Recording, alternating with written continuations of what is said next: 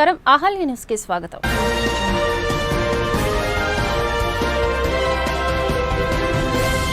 Friday పర్వదినాన్ని పురస్కరించుకొని ఆంధ్రప్రదేశ్లోని పాస్టర్లకు రాష్ట్ర ప్రభుత్వం శుభవార్త.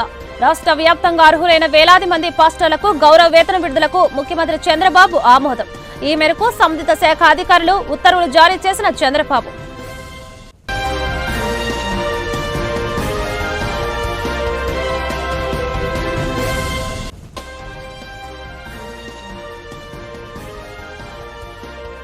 మానవాళి కోసం జీసస్ చేసిన అంతిమ త్యాగాన్ని గుడ్ ఫ్రైడే రోజున మనం గుర్తు చేసుకుంటామని మాజీ సీఎం జగన్ వెల్లడి. మానవాళి పట్ల ప్రేమ, కరుణ, క్షమ, సహనం, త్యాగం ఇదే జీసస్ జీవితం మానవాళికి ఇచ్చిన సందేశమని వ్యాఖ్య.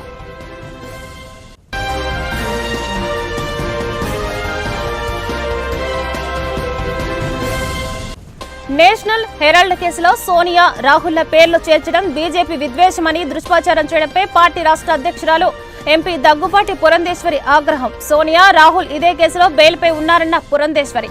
బీజేపీ కేంద్రంలో అధికారంలో లేనప్పుడు నమోదైన కేసుపై బురద జల్లడం సరికాదని వ్యాఖ్య. గుడ్ ఫ్రైడే పర్వదినాన్ని పురస్కరించుకుని ఆంధ్రప్రదేశ్లోని పాస్టర్లకు రాష్ట్ర ప్రభుత్వం శుభవార్త అందించింది. రాష్ట్ర వ్యాప్తంగా అర్హులైన వేలాది మంది పాస్టర్లకు గౌరవ వేతన విడుదలకు ముఖ్యమంత్రి చంద్రబాబు ఆమోదం తెలిపారు. ఈ మేరకు సంబంధిత శాఖ అధికారులు ఉత్తర్వులు జారీ చేశారు. ప్రభుత్వ నిర్ణయంతో రాష్ట్రంలోని మొత్తం 8,427 మంది పాస్టర్లకు ప్రయోజనం చేకూరనుంది. గతంలో తెలుగుదేశం పార్టీ జాతీయ ప్రధాన కార్యదర్శి నారా లోకేష్ తన యువగళం పాదయాత్ర సమయంలో పలు సందర్భాల్లో పాస్టర్లతో ప్రత్యేకంగా సమావేశమయ్యారు. ఆ సమావేశాల్లో తామ కూటమి అధికారంలోకి వస్తే పాస్టర్లకు గౌరవ వేతనం అందజేస్తామని ఆయన హామీ ఇచ్చారు. ఇటీవల ఎన్నికల్లో విజయం సాధించి అధికారంలోకి వచ్చిన కూటమి ప్రభుత్వం ఇచ్చిన మాట ప్రకారం ఈ హామీని అమలు చేస్తూ తాజాగా ఉత్తర్వులు జారీ చేసిందని ప్రభుత్వ వర్గాలు పేర్కొన్నాయి. గుడ్ ఫ్రైడే సందర్భంగా ఈ నిర్ణయం వెలువడటం ప్రాధాన్యత సంతరించుకుంది.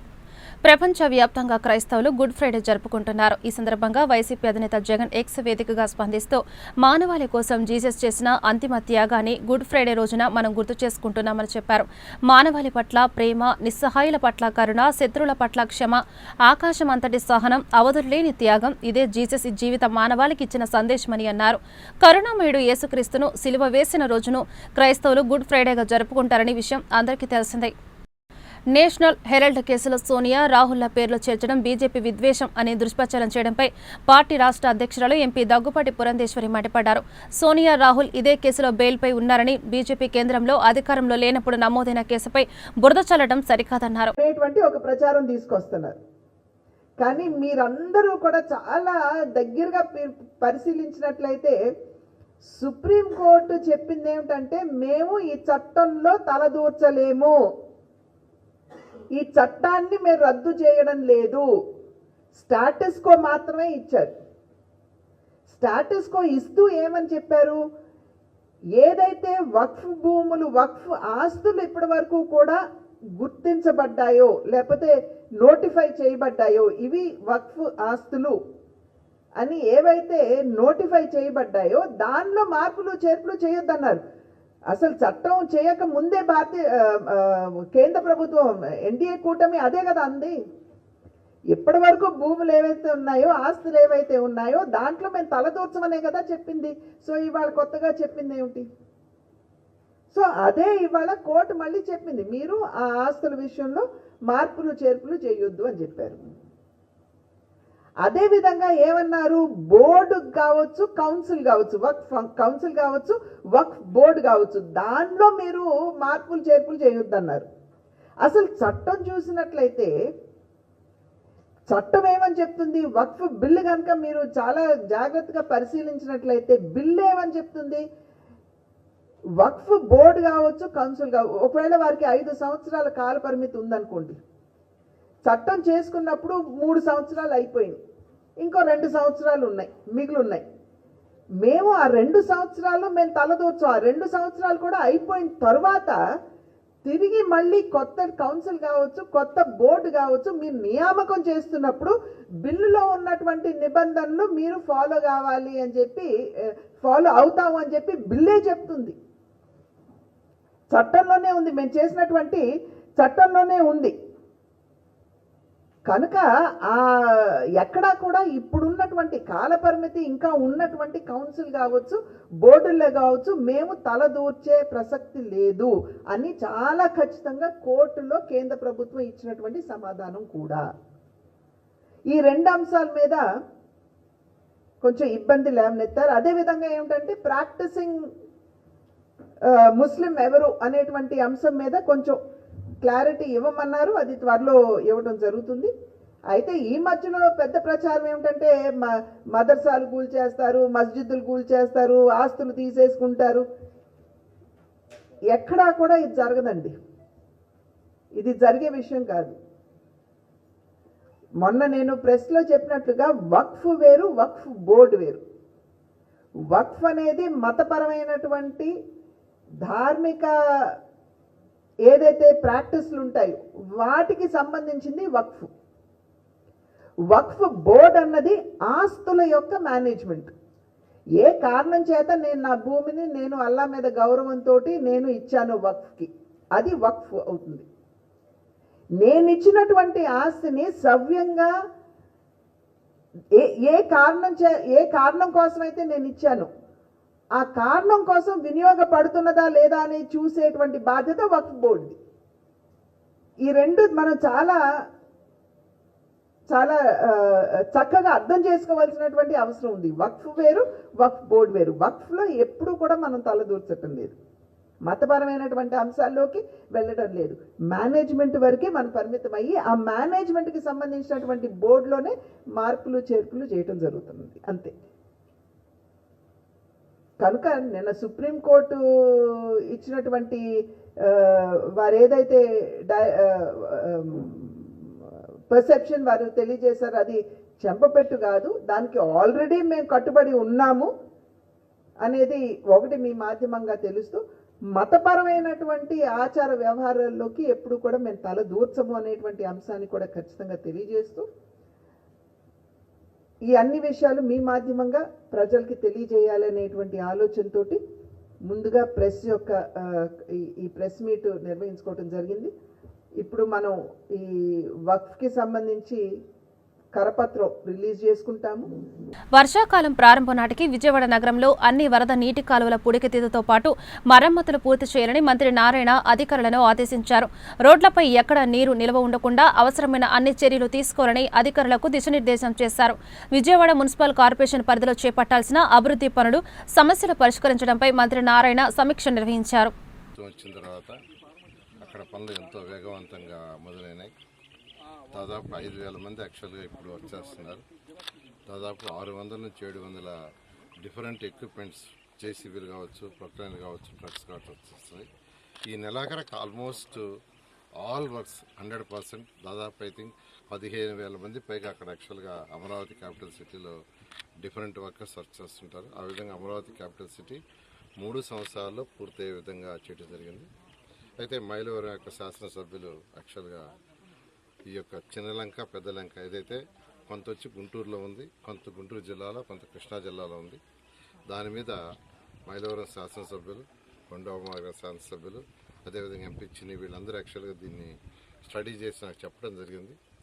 నాకు మరియు ఈ స్పోర్ట్స్ అథారిటీకి సంబంధించిన మినిస్టర్ గారికి కానీ, అదేవిధంగా ఎడ్యుకేషన్ మినిస్టర్ కానీ వీళ్ళందరూ కూడా చెప్పారు. వాళ్ళందరూ డిస్కస్ చేశారు, నాతో కూడా డిస్కస్ చేయడం జరిగింది. దాని మీద ఈరోజు ఫిజికల్గా ఇక్కడికి వచ్చాను. ఎందుకంటే ఒక స్పోర్ట్స్ సిటీ, మంచి స్పోర్ట్స్ సిటీ, ఇంటర్నేషనల్ లెవెల్. ముఖ్యమంత్రి గారు ఒకటే అంటారు, మీరు కట్టే స్పోర్ట్స్ సిటీ ఎలా ఉండాలంటే ఇక్కడికి ఒలింపిక్స్ వచ్చేటట్టు చేయాలి. ఒలింపిక్స్ రావాలంటే అలాంటి స్టాండర్డ్ కావాలి, అలాంటి స్టాండర్డ్లో కట్టాలి.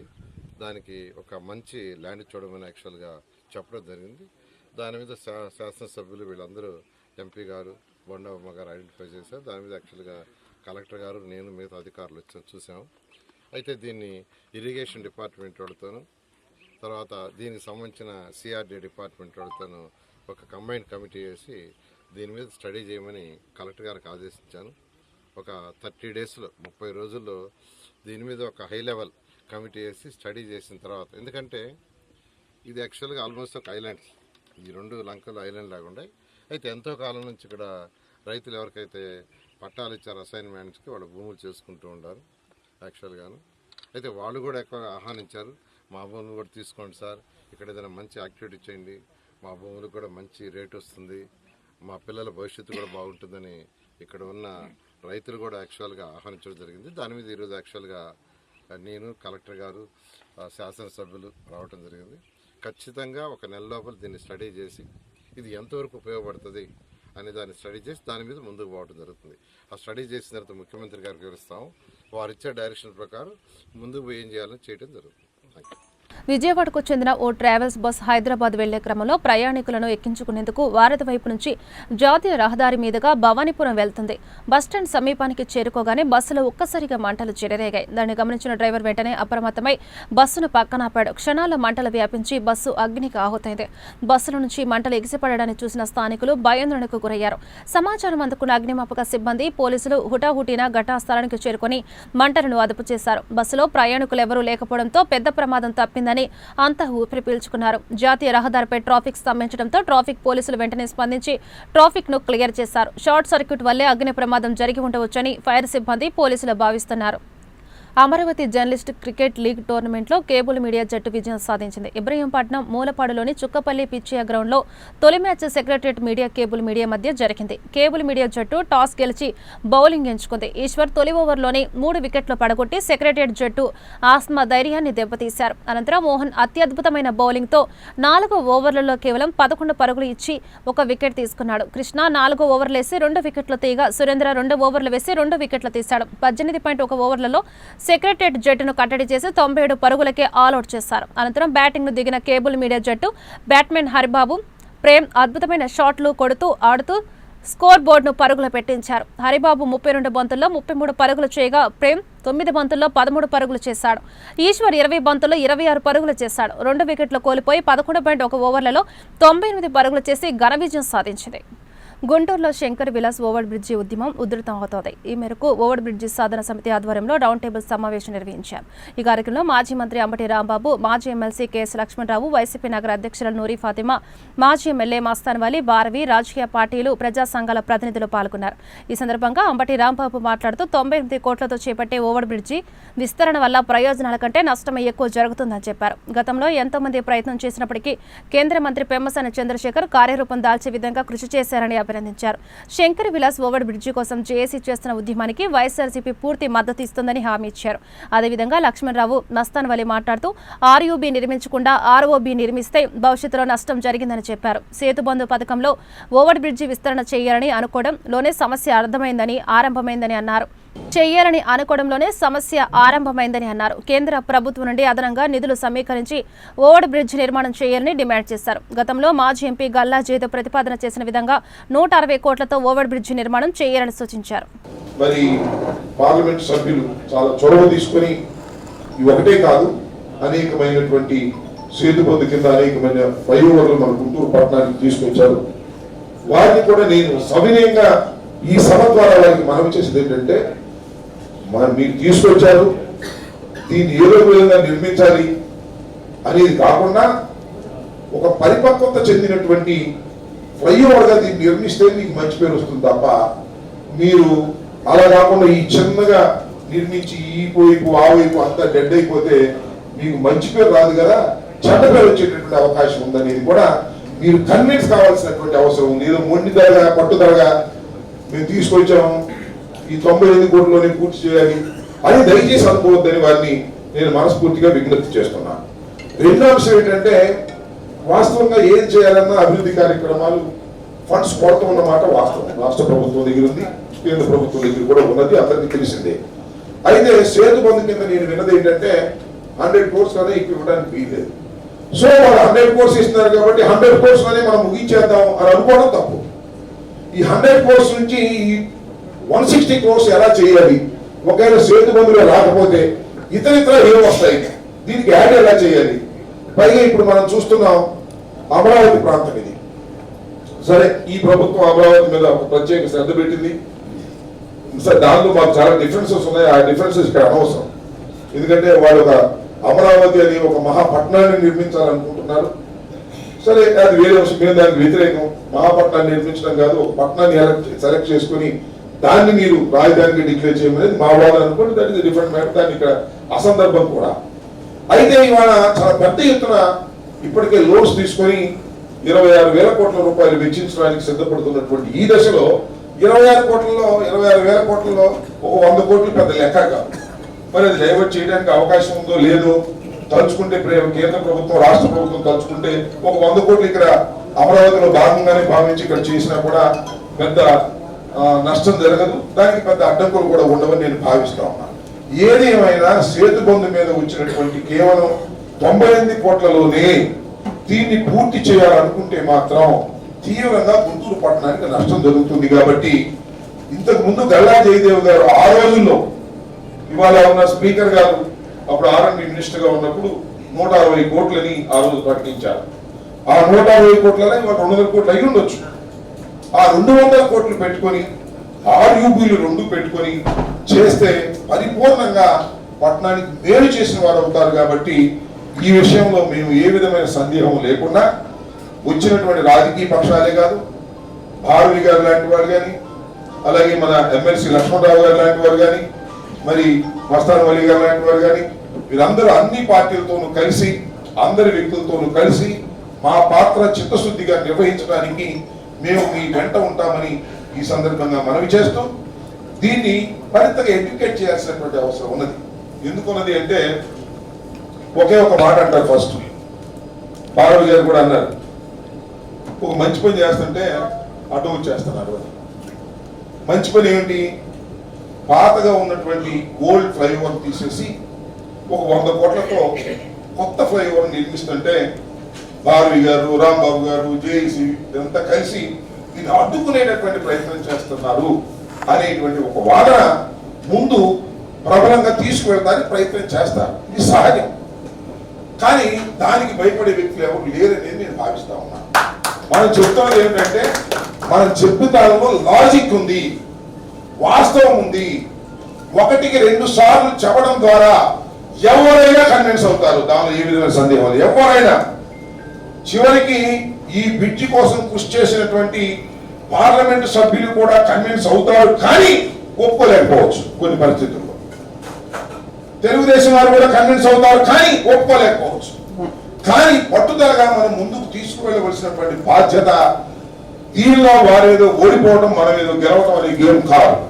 వారు కన్విన్స్ కావడం అనేది గేమ్. ఇక్కడ మనం మొదటి ప్రయత్నం వారిని కన్విన్స్ చేసే ప్రయత్నమే తప్ప వారి మీద వ్యతిరేక భావంతో చేస్తున్నది కాదు అనే దాన్ని మనం ముందుగా విశ్వసించి ముందుకు రాష్ట్రంలో కులగణన ప్రక్రియను వెంటనే చేపట్టాలని బీసీ హక్కుల పోరాట సమితి founder president Tadibena Chandrashekar Yadav demand చేశారు.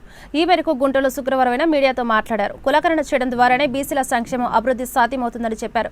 వెనుకబడిన వర్గాల ఆర్థిక రాజకీయ అభివృద్ధి కోసం ప్రభుత్వాలు తగిన ప్రాధాన్యత ఇవ్వాలన్నారు. బీసీల సమస్యల పరిష్కారం కోసం త్వరలో పోరాటాలు చేస్తామని తెలిపారు. అదేవిధంగా బీసీ హక్కుల పోరాట సమితి రాష్ట్ర కార్యదర్శిగా బోయిన లక్ష్మయ్య యాదవ్ను నియమించారు.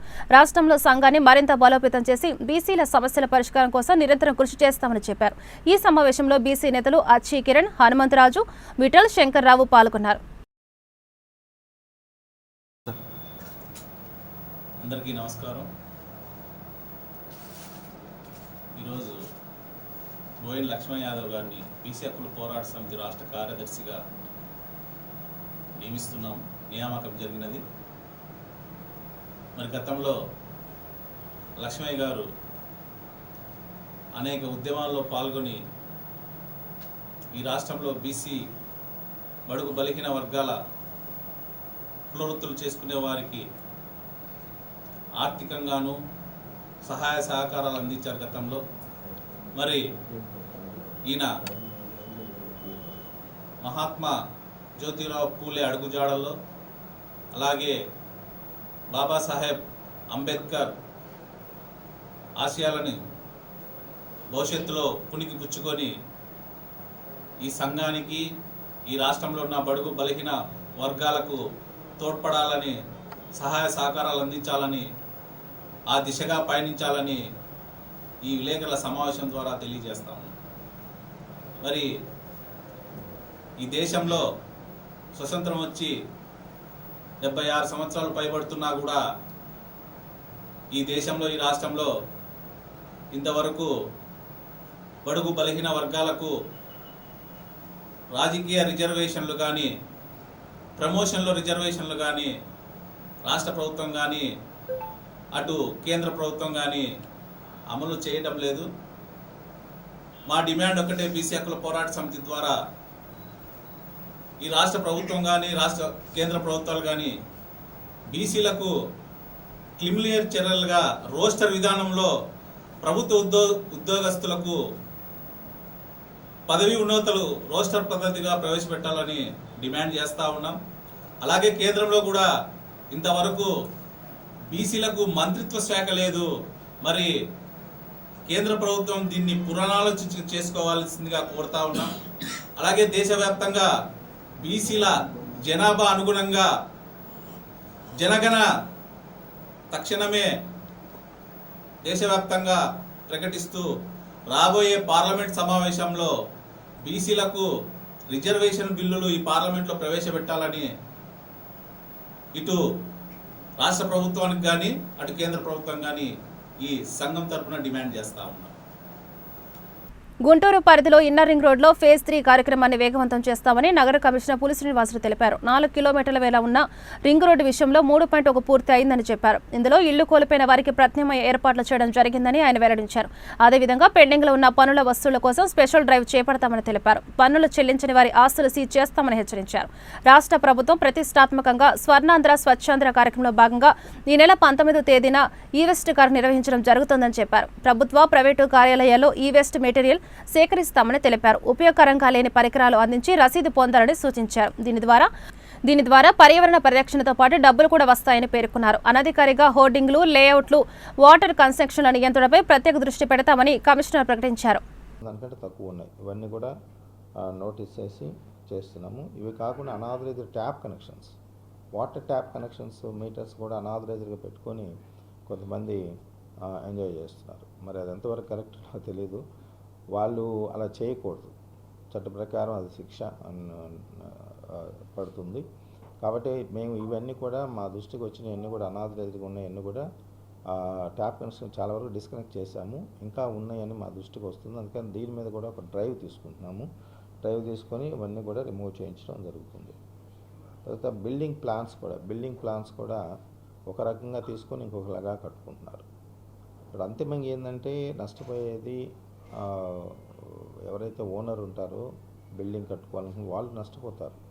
మీకు ఏమైనా సరే టీటీఆర్ బాండ్స్ ద్వారా కొంత వెసులుబాటు ఉంటుంది. అలాంటివి చేసుకుని లేదా 10% లోపు డీవియేషన్స్ ప్రభుత్వమే అంగీకరిస్తుంది. ఇలాంటివి ఏమైనా చేసుకొని ఎక్స్ట్రా ఫీజులు పెడితే కట్టుకొని చేసుకోవాలి తప్పితే ఇలా ఒక ప్లాన్ తీసుకొని ఇంకొక 4 ఫ్లోర్లు తీసుకొని 5 ఫ్లోర్లు వేసుకోవడం, 6 ఫ్లోర్లు వేసుకోవడం, ఇట్లా ఇవన్నీ కూడా కరెక్ట్ కాదు. సో ఇట్లా కొన్ని వయలేషన్స్, తర్వాత కొన్ని ప్రజలు సహకరించాల్సిన విషయాలు, కొన్ని వ్యాపారస్తులు సహకరించాల్సిన విషయాలు, తర్వాత ప్రజలు అంటే అధికారులుగా మేము కొంత లీడ్ తీసుకొని కొంచెం యాక్టివ్గా ముందుకెళ్లాల్సిన అంశాలు ఇవన్నీ కూడా మీతో డిస్కస్ చేయడం జరిగింది. వీటి పట్ల ప్రజలు అప్రమత్తంగా ఉండి ఎప్పటికప్పుడు జిఎంసీ అధికారులకు సహకరించినట్లయితే తద్వారా జిఎంసీ ఆదాయ వనరులు పెరిగితే మనం ఇన్ఫ్రాస్ట్రక్చర్ పెంచుకోవచ్చు. జిఎంసీ పరిధిలో చక్కటి రోడ్లు కానీ, డ్రైనేజెస్ సిస్టమ్ ఇంప్రూవ్మెంట్ కానీ, స్ట్రీట్ లైట్స్ కానీ, పార్క్స్ కానీ, తర్వాత డ్రింకింగ్ వాటర్ కానీ ఇవన్నీ కూడా మనం క్వాలిటీ సర్వీసెస్ చేయడానికి అవకాశం ఉంటుంది. తర్వాత ఇవి కాకుండా ప్లాస్టిక్ మీద నిషేధం. ప్లాస్టిక్ కూడా మనకి గవర్నమెంట్ ఒక షెడ్యూల్ ఇచ్చారు, ఒక యాక్షన్ ప్లాన్. సింగిల్ యూజ్ ప్లాస్టిక్ని మనం అవాయిడ్ చేయటం జరుగుతుంది. దీనిలో భాగంగా నేను లాస్ట్ మంత్ 1 ఏప్రిల్ నుంచి బ్యాన్ చేద్దామని చెప్పేసి ప్లాన్. వార్తలు ముగించే ముందు హెడ్లైన్స్ మరొకసారి.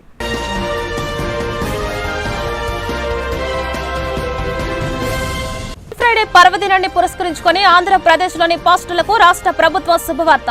రాష్ట్ర వ్యాప్తంగా అర్హులైన వేలాది మంది పాస్టర్లకు గౌరవ వేతన విడుదలకు ముఖ్యమంత్రి చంద్రబాబు ఆమోదం. ఈ మేరకు సంబంధిత శాఖ అధికారులు ఉత్తర్వులు జారీ చేసిన చంద్రబాబు.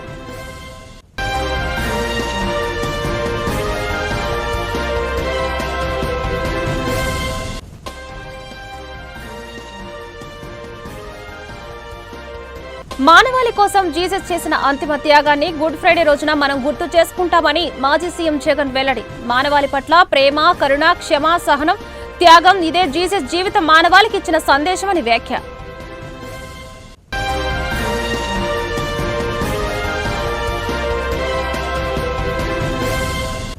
నేషనల్ హెరాల్డ్ కేసులో సోనియా, రాహుల్ల పేర్లు చేర్చడం బీజేపీ విద్వేషమని దుష్ప్రచారం చేయడంపై పార్టీ రాష్ట్ర అధ్యక్షురాలు ఎంపీ దగ్గుపాటి పురంధేశ్వరి ఆగ్రహం. సోనియా, రాహుల్ ఇదే కేసులో బెయిల్పై ఉన్నారన్న పురంధేశ్వరి. బీజేపీ కేంద్రంలో అధికారంలో లేనప్పుడు నమోదైన కేసుపై బురద జల్లడం సరికాదని వ్యాఖ్య.